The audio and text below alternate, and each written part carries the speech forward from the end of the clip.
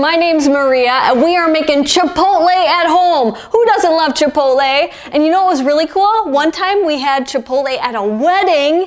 Do you remember Ben's wedding? Yes. You do? You were pretty little. Hey, I need your help. Can you open this up? But anyway, Ben had this at his wedding. Did you put the scissors away? Yeah, here we go. Open that up. And you start with ground beef. And we like it so much, I'm doing a double batch because it makes fantastic leftovers. Now be careful of your fingers.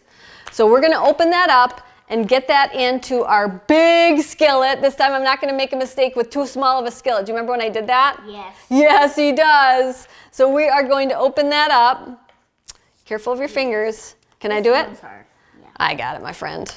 So we have our butcher box beef. Oh, all you needed, I thought you needed. Here. Oh, watch your fingers, my friend. You do that one, okay? So I'm gonna put this in here.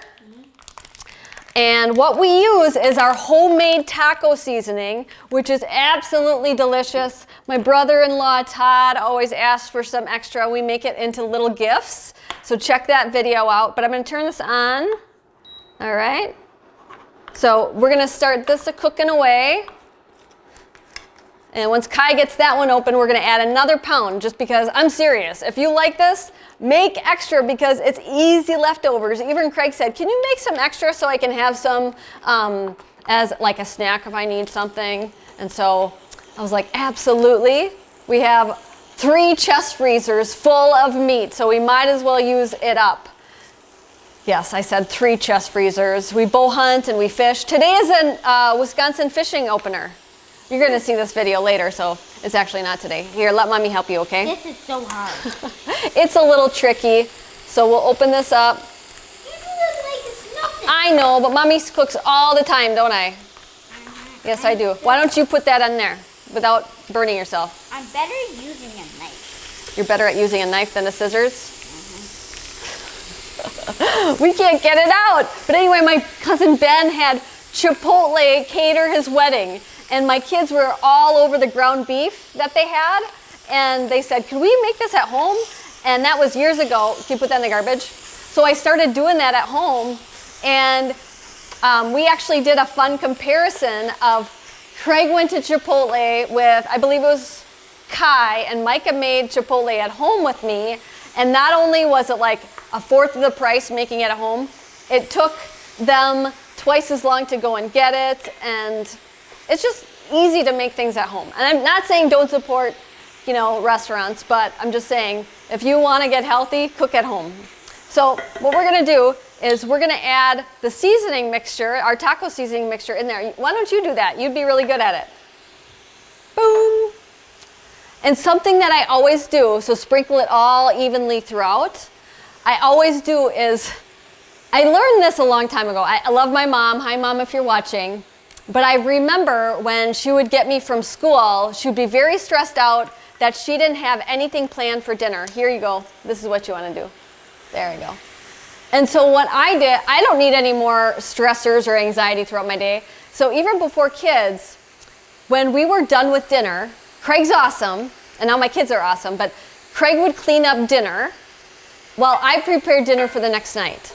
And so whether that be getting all of my taco fixings out for the next night and setting out the ground beef, so all I had to do is spend 10 minutes browning beef and then set out all of my fixings, I would do that the night before. It made so much less stress for my day. And on days I knew I was going to be really busy, the night before, I would fill my slow cooker with whatever meal I wanted to make for the next day. And then all I had to do, we turned it off. That's okay. Now it's back on.